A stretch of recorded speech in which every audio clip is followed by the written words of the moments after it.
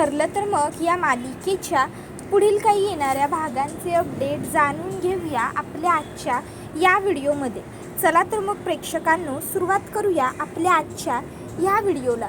तर इथे आपण पाहणार आहोत की कशा पद्धतीने आता इकडे जी सायली आहे तिला प्रियाने अडकवलेलं असताना आता अर्जुन सायलीला सोडवणार, ते सुद्धा मानसीच्या मदतीनेच। आता नेमकं काय कसं घडतं ह्या सर्व गोष्टींचे अपडेट आपल्या ह्या व्हिडिओमध्ये अगदी सविस्तर पाहूया।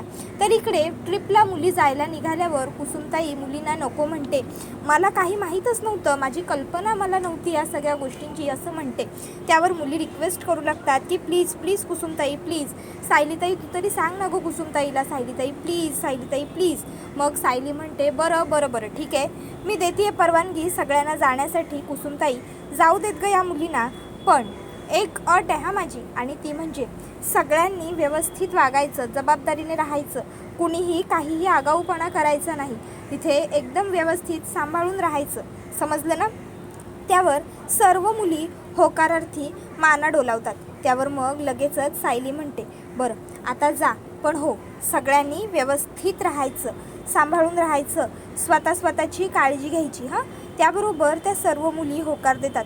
त्यानंतर मग आता जी मानसी असते ती सायलीला सांगते, सायलीताई आमची ट्रिप आहे ना आमच्या क्लासच्या तिथूनच निघणार आहे आणि तिथेच येऊन आम्हाला परत सोडलं जाईल, आम्ही तिथूनच मग घरी स्वतःहून येऊ।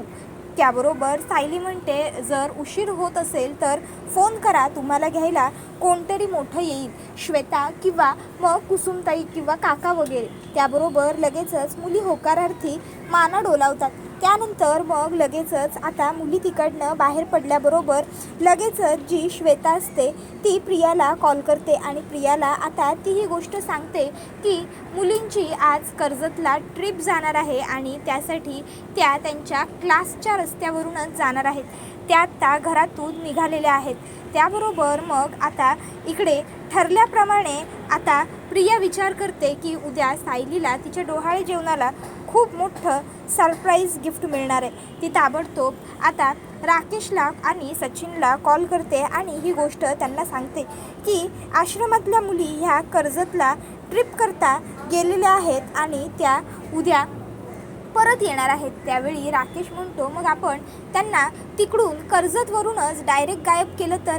त्यावर मग प्रिया म्हणते राकेश तुझी अक्कल तू खरोखर गहाण ठेवली आहेस का रे, अरे कर्जतवरून आपण त्यांना कसं गायब करणार, कर्जतला त्यांच्याबरोबर कितीतरी वेगवेगळे लोक असणार, त्यांचे शिक्षक असणार, त्यामुळे तिकडनं त्यांना गायब करणं हे आपल्यासाठी खूप जास्त जोखमीचं आणि रिस्कचं काम ठरणार।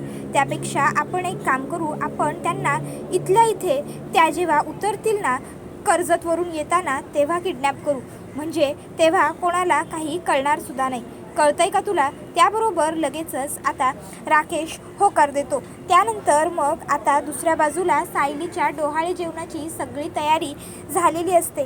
डोहाळे जेवणासाठी आता सायलीला पाटावरती बसवलं जातं, सायलीचं औक्षण केलं जातं आणि तेवढ्यात दरवाजात पोलीस येतात। आता दरवाजात पोलीस येतात आणि म्हणतात हेच आहे ना सायली सुभेदारांचं घर। त्याबरोबर सायली होकार देते। त्याबरोबर पोलीस म्हणतात मॅडम आम्ही तुम्हाला अरेस्ट करण्यासाठी आलो आहे। त्यावर हे ऐकल्यावर सायलीला आणि अर्जुनला त्याचबरोबर घरातल्या सगळ्यांनाच खूप मोठा धक्का बसतो। सायली म्हणते अरेस्ट, आणि मला इन्स्पेक्टर साहेब मी काय केलं आहे पण। त्यावेळी इन्स्पेक्टर म्हणतात मुलींची तस्करी करता आणि वरून प्रश्न विचारता की आम्ही काय केलं आहे म्हणून, काहीच वाटत कसं नाही तुम्हाला। त्यावर सायली म्हणते काय तस्करी, मुलींची तस्करी, काय बोलताय हे सगळं। त्यावेळी इन्स्पेक्टर साहेब म्हणतात हे बघा तुम्हाला जे काही बोलायचं आहे ना ते तुम्ही पोलीस स्टेशनमध्ये बोला, इथे काहीही नको, चला। त्याबरोबर अर्जुन आणि घरातले सगळेच जण इन्स्पेक्टर साहेबांना म्हणतात की तुमचा काहीतरी गैरसमज होतोय, सायली हे असं काही करणं शक्यच नाही आहे। त्यावेळी इन्स्पेक्टर म्हणतात की हे बघा आमचा काहीही गैरसमज नाही आहे, आमच्याकडे लीगल FIR आहे आणि त्याच्या अकॉर्डिंगच आम्ही आमचं काम करत आहोत. उलट सरकारी कामात अडथळा आणल्याबद्दल आम्ही तुम्हालासुद्धा अरेस्ट करू शकतो. त्यामुळे प्लीज आमच्या कामामध्ये रोकटोक आणू नका. आणि मग इन्स्पेक्टर साहेब सायलीला अरेस्ट करून घेऊन जातात. आता हे सगळं घडताना सायलीला कळतच नाही की हे सगळं नेमकं का घडतंय. सायली ह्या सगळ्यामुळे खूप जास्त डिस्टर्ब होऊन जाते.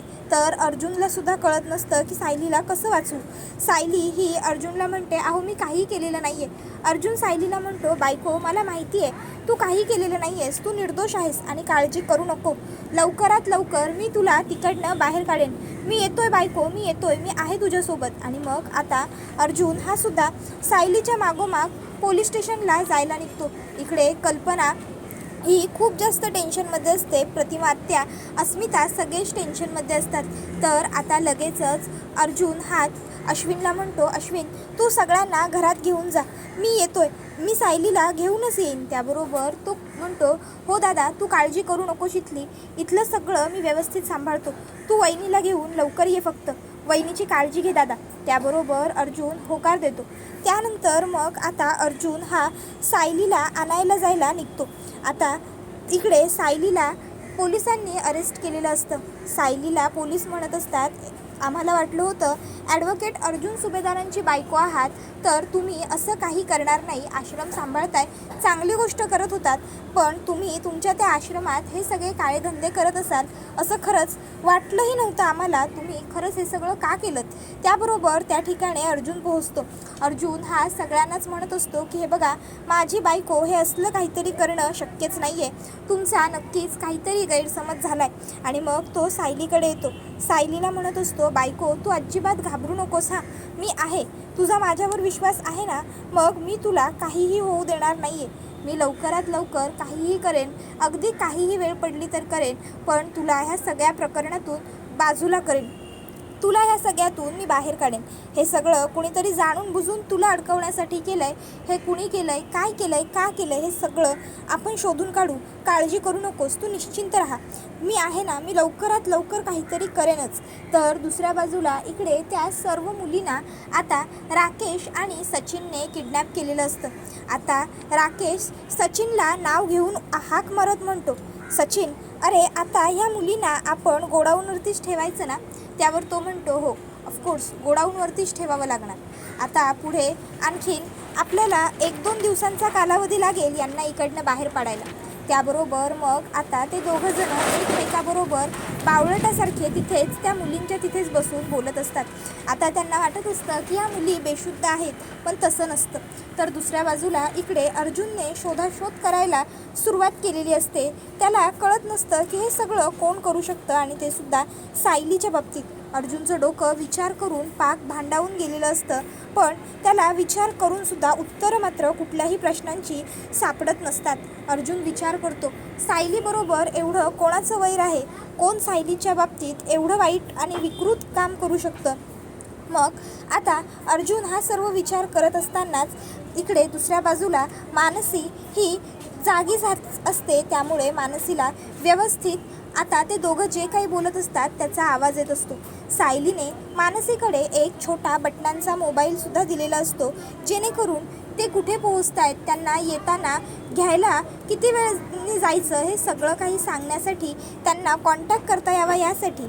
मग आता तो फोन मानसी अलगद बॅगेतून काढते आणि सायलीच्या फोनवरती फोन लावते. आता सायलीचा फोन अर्जुनकडे असतो. अर्जुन ताबडतोब फोन उचलतो आणि हॅलो हॅलो कोण बोलतंय असं विचारतो. त्याबरोबर समोरून लगेचच मानसी बोलू लागते, हॅलो अर्जुन सर मी बोलतेय मानसी. त्यावर अर्जुन म्हणतो, मानसी कुठे आहात तुम्ही. त्याबरोबर मानसी म्हणते, अर्जुन सर ते तर मलासुद्धा माहीत नाही आहे, पण आम्हाला ना 2 माणसांनी किडनॅप करून आणलेला आहे आणि त्यातला एक माणूस हा कोण सचिन असं म्हणत होता. आणि मग तो सचिन म्हणत होता की आता ह्या मुलींना सध्या तरी गोडाऊनवरतीच ठेवावं लागणार, प्रियाशी बोलून पुढे काय करायचं ते मग ठरवता येईल. अर्जुन सर आम्हाला माहीत नाही आहे आम्ही कुठल्या गोडाऊनवर आहोत किंवा कुठे आहोत, पण प्लीज आम्हाला वाचवा, लवकर वाचवा. त्यावेळी अर्जुन म्हणतो, काहीच काळजी करू नकोस मानसी, काहीच काळजी करू नकोस. तू मला हे एवढं सांगितलंस ना, हे सुद्धा माझ्यासाठी खूप झालं. आता बघ, मी लवकरात लवकर तुमच्या सगळ्यांपर्यंत पोहोचेन आणि तुम्हाला तिकडनं सोडवेन. तू निश्चिंत राहा. आणि मग त्यानंतर अर्जुन फोन कट करतो आणि फोन ठेवता ठेवता तो मानसीला आणखीन एक गोष्ट सांगतो, ती म्हणजे तुझ्याकडे मोबाईल आहे ही गोष्ट इतर कोणालाही कळू देऊ नकोस, अगदी तुझ्या बरोबरीच्या मुलींना सुद्धा. त्याच्यानंतर मग मानसी होकार देते आणि फोन कट करते. तसाच अर्जुन ताबडतोब आता इन्स्पेक्टर सावंतांना भेटतो आणि इन्स्पेक्टर साहेबांना सांगतो, इन्स्पेक्टर त्या मुली कुठे आहेत ते आपल्याला कळू शकतं. हा फोन नंबर हा आपण ट्रेस करायला हवा. या फोन नंबरच्याच लोकेशनला त्या मुली आहेत. त्या मुलींपैकी एका मुलीकडे सायलीने त्यांना कॉन्टॅक्ट करता यावा ह्याकरता मोबाईल देऊन ठेवला होता. त्या मुली आज ट्रिपला गेल्या होत्या आणि म्हणून त्या मुलीकडं जो मोबाईल फोन होता त्याच्यावरून तिने सायलीच्याच फोनवरती कॉन्टॅक्ट केला होता. तर आपण आता हा नंबर ट्रेस केला तर फायदा होईल. त्यानंतर मग आता अर्जुन आणि इन्स्पेक्टर साहेब तो नंबर ट्रेस करायला घेतात. तर आता अर्जुन हा लगेचच इकडे विचार करतो की हे सगळं काही नक्कीच त्या नालायक प्रियानेच केलेलं असणार. तर दुसऱ्या बाजूला इकडे आता मानसीच्या बरोबरच्या ज्या मुली असतात त्यासुद्धा हळूहळू जाग्या होतात. आता मुली ओरडत असतात, कोण आहात तुम्ही लोक, काय करताय हे सगळं, का आणलंय आम्हाला इकडे, सोडा आम्हाला, सोडा सोडा. आमच्या सायलीताईला कळलं ना तर आमची सायलीताई तुम्हाला सोडणार नाही, लक्षात ठेवा. आमच्या सायलीताईला आम्ही तुमचं नाव सांगू, सोडा आम्हाला, सोडा प्लीज सोडा. कोण आहात तुम्ही लोक आणि आम्हाला का आणलंय तुम्ही इथे, तुम्हाला काय मिळतं हे सगळं करून, प्लीज प्लीज नका आम्हाला त्रास देऊ, प्लीज सोडा. तर दुसऱ्या बाजूला इकडे अर्जुन हा आता इन्स्पेक्टर सावंतांना सांगतो की प्लीज लवकरात लवकर त्या फोनचं लोकेशन इन्स्पेक्टर साहेब स्ट्रेस करा, कारण जोपर्यंत ते लोकेशन ट्रेस होत नाही ना तोवर त्या मुली कुठे आहेत हे आपल्याला कळणार नाही. मग इन्स्पेक्टर सावंतसुद्धा अगदी तातडीने त्यांच्याकडचे सगळे सोर्सेस लावून ते फोन नंबर ट्रेस करण्याचं काम करायला घेतात. तर तोपर्यंत इकडे जो अर्जुन असतो त्याच्या जीवात जीव नसतो. तो विचार करतो की या सगळ्यात प्रियाचाच हात आहे. मी मगापासून विचार करत होतो की हे सगळं सायलीच्या बाबतीत कोण घडवून आणू शकतं, तर प्रियापेक्षा वेगळी दुसरी व्यक्ती हे सगळं करूच शकत नाही. प्रियाला खरंच एवढी मोठी शिक्षा मिळाली आहे तरीसुद्धा अजून तिला काही वाटत कसं नाही आहे, मला खरंच कळतच नाही आहे. पण आता मी त्या मूर्ख प्रियाला सोडणार नाही आहे. तिने सायलीच्या बाबतीत हे जे काही कट करायला घेतलं आहे ना ते सगळं तिला खूप महागात पडणार आहे. मुलींची तस्करी तिला सोपी वाटते, पण हे सगळं प्रकरण तिच्या अंगलट नाही आणलं तर माझंसुद्धा नाव ॲडव्होकेट अर्जुन सुभेदार नाही. त्यानंतर इन्स्पेक्टर साहेब हे ते लोकेशन ट्रेस करत असतात. आता ते लोकेशन जरा जंगली विभागातलं असल्यामुळे इन्स्पेक्टर साहेबांनासुद्धा जरा वेळ लागत असतो लोकेशन ट्रेस करायला, पण ते पुरेपूर प्रयत्न करत असतात. तर आता अर्जुन इन्स्पेक्टर साहेबांना विचारतो, साहेब झालं का लोकेशन ट्रेस? त्यावर इन्स्पेक्टर सांगतात, आपल्या बाजूने सगळे प्रयत्न सुरू आहेत अर्जुन साहेब, पण तरीही आणखीन थोडा वेळ तर लागणारच आहे. अहो ते जंगलाकडचा भाग वाटतोय त्यामुळे लोकेशन ट्रेस व्हायला थोडा वेळ लागतोय. आणि मग इन्स्पेक्टर साहेब तुम्ही काळजी करू नका, आपण नक्की लोकेशन ट्रेस करू शकतो असं अर्जुनला सांगतात. मग कुठेतरी जाऊन अर्जुनच्या डोक्यात जरा धीर येतो, त्याला जरा समाधान वाटतं. तर तोपर्यंत आता मग इन्स्पेक्टर सावंत हे त्यांच्या टीमला पुन्हा आदेश देतात की प्लीज लवकरात लवकर ते लोकेशन ट्रेस करा. कितीतरी मुलींच्या भविष्याचा, कितीतरी मुलींच्या जीवनाचा तिथे प्रश्न आहे. आणि मग लोकेशन ट्रेस करायला आणखीन जोमाने ती लोक सुरुवात करतात. तर हे सर्व काही आता सुरू असतावेळी इकडे अर्जुन जो असतो तो विचार करतो की मी प्रियाला सोडणार नाही आहे, कदाचित तीच काहीतरी माहिती देऊही शकेल. मग अर्जुन प्रियाकडे जातो आणि आता तो प्रियाला धमकावू लागतो की मला माहिती आहे हे सगळं काही तूच केलं आहेस, तूच जाणून बुजून सायलीला खोट्या आरोपाखाली अडकवण्याकरता त्या मुलींना किडनॅप केलं आहेस. तुला काय वाटतं तू जे करशील ते कोणाला कळणार नाही का? मला बरोबर सगळं माहिती आहे, पण आता तू लक्षात ठेव, तू जो हा गुन्हा केला आहेस ना त्याला मुलींची तस्करी म्हणतात आणि हा गुन्हा साधा सोपा नाही आहे. ह्या गुन्ह्यामध्ये ना भले भले लोक हार मानतात, हरून जातात, तर तू काय चीज आहेस लक्षात ठेव. तुलासुद्धा हे सगळं काही खूप महागात पडणार आहे, खूप महागात पडणार आहे. तुझं खरं नाही आहे आता. लक्षात ठेव, तुझं काय होईल आणि काय नाही ते आता तुला कोणीही वाचवू शकणार नाही आहे, कोणीही. कळलं का तुला? त्याबरोबर मग मात्र आता प्रिया इकडे चांगलीच घाबरते. अर्जुन म्हणतो, बोल, अजूनही वेळ गेलेली नाही आहे, बोल लवकर बोल. त्यावेळी मग मात्र आता प्रिया काहीच बोलत नसते. तर त्यावेळी इकडे आता जो अर्जुन असतो तो प्रियाला म्हणतो, तुझी बोलती आत्ता बंद जरी झाली असली ना तरी लवकर तुझी बोलती कशी उघडायची हे मला माहिती आहे. त्याबरोबर प्रिया म्हणत असते, हे बघ अर्जुन, मला उगाच तू बोल लावू नकोस, माझा या सगळ्याशी काहीही संबंध नाही आहे, असं म्हणत प्रिया नेहमीप्रमाणे नाटकं करू लागते. त्याबरोबर हा व्हिडिओ इथेच संपतो. व्हिडिओ आवडला असेल तर व्हिडिओला लाईक करा, चॅनलवर नवीन असाल तर चॅनलला सबस्क्राईब करा आणि बेल आयकॉन आठवणीने प्रेस करा, जेणेकरून तुम्हाला पुढच्या प्रत्येक व्हिडिओचं नोटिफिकेशन मिळत जाईल आणि सर्व व्हिडिओंचा आनंद अगदी उत्तम पद्धतीने घेता येईल.